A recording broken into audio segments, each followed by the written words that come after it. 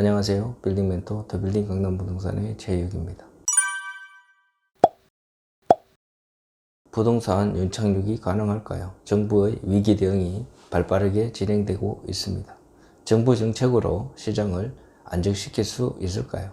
지금으로선 쉽지 않아 보입니다. 생각보다 정부 정책이 빠르게 진행되고 있습니다.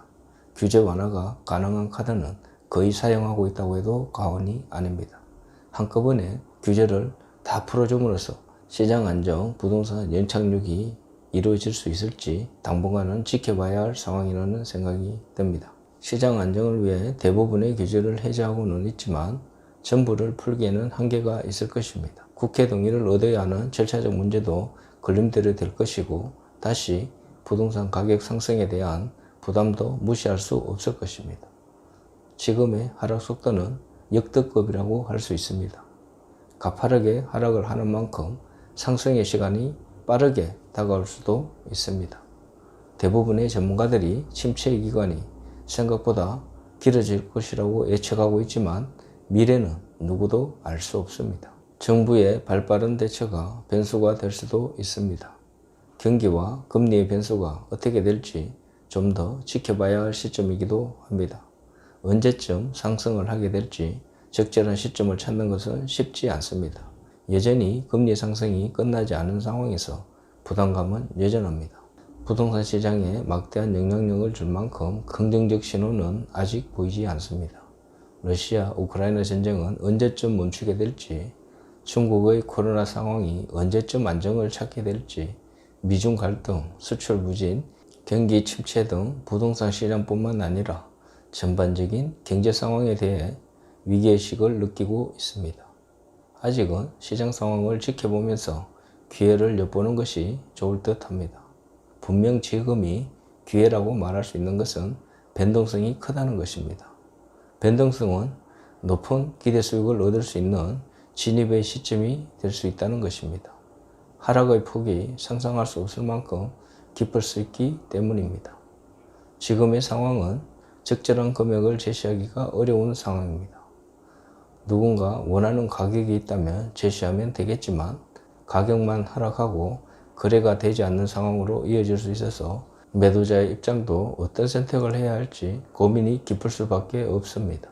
가격의 문제가 아니라 매수세 자체가 없다는 것이 문제가 되는 것입니다.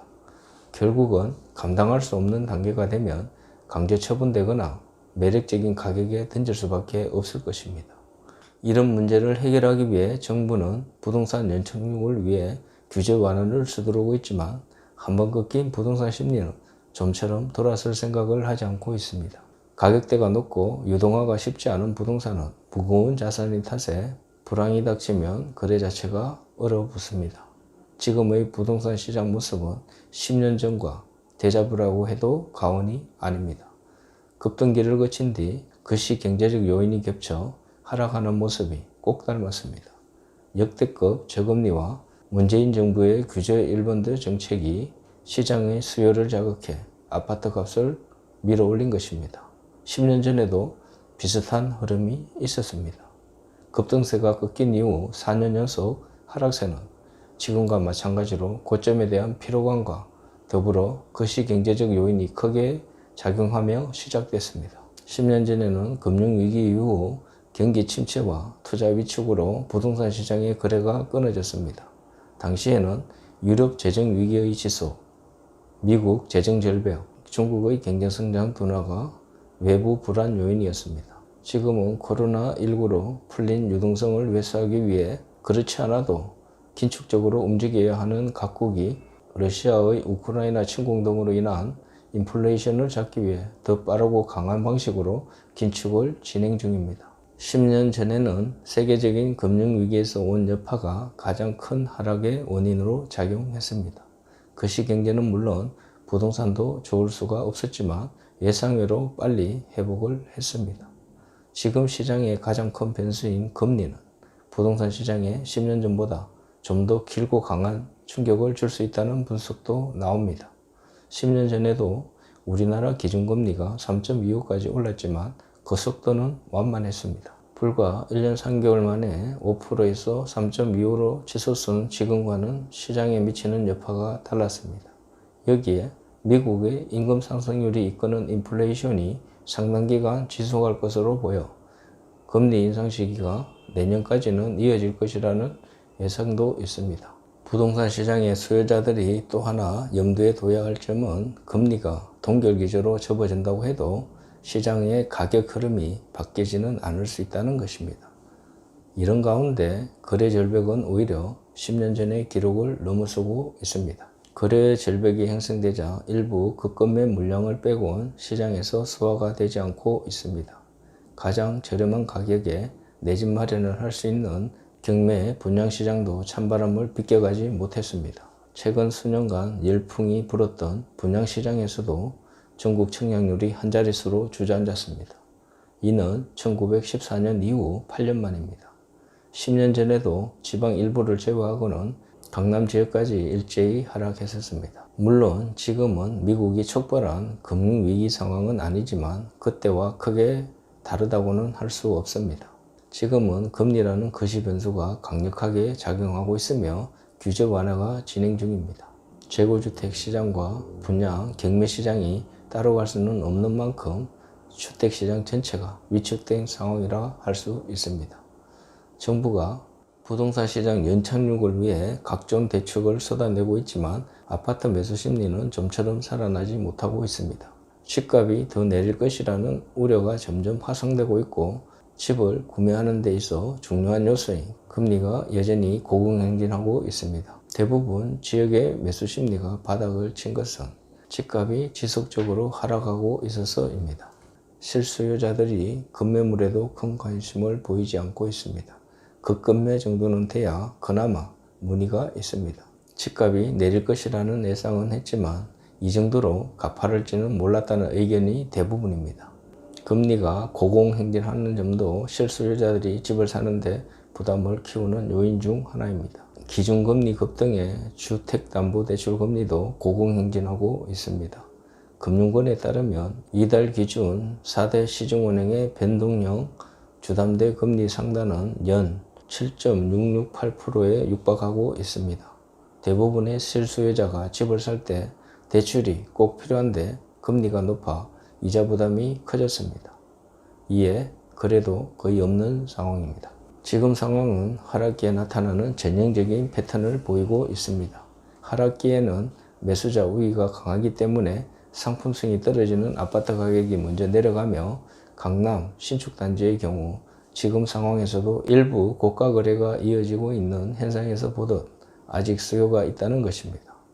투자용으로 많이 활용된 소형 아파트의 경우 가격 하락 속도가 더 빠르게 나타나고 있습니다. 지금 내놓고 있는 일반인들의 투자 목적 소형 아파트가 시장에 몰리면서 가격 하락을 부추기는 경향이 있습니다.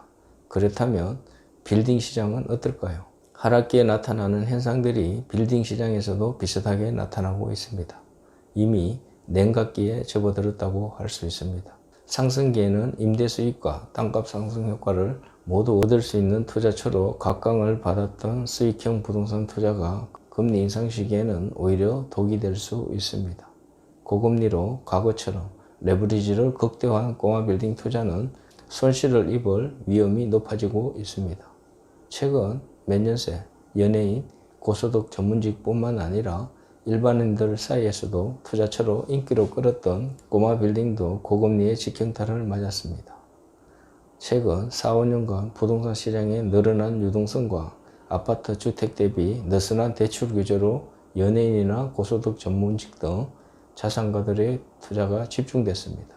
그러나 지난해 하반기에 들어서는 레버리지 투자 위험성이 높아지면서 꼬마 빌딩 시장은 급격하게 위축되고 있습니다. 지난해 초까지만 해도 연예인 전문직뿐만 아니라 일반인도 아파트 팔아서 꼬마 빌딩을 사겠다고 하는 수요가 많았습니다.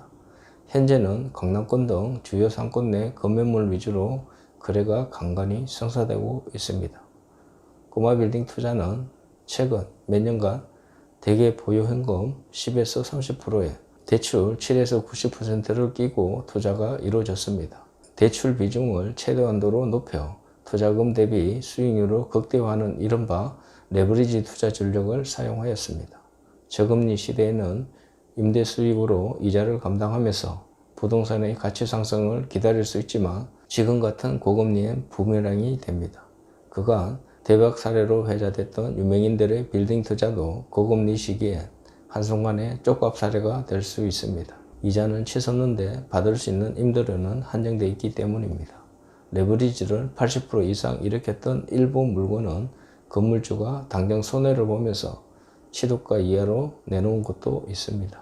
자금 여력이 부족한 매수자는 계약금을 포기하고 손해를 감당하는 사례도 늘고 있습니다. 올해 꼬마 빌딩 등 수익형 부동산도 매수자 우위 시장이 될 것으로 전망합니다.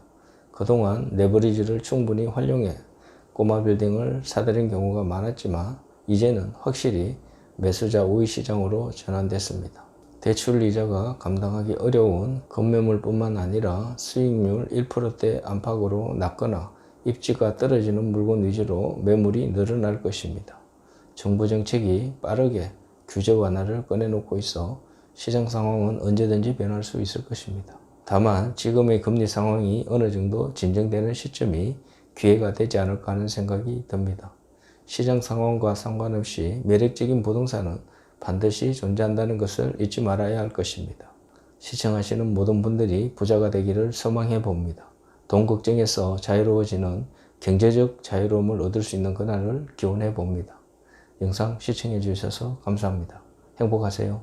강남 서초 빌딩 매매 중개 전문 부동산 더 빌딩 강남은 선릉역 도보 3분 거리에 위치해 있으며 빌딩 매매 컨설팅 접수 및 예약 방문을 환영합니다.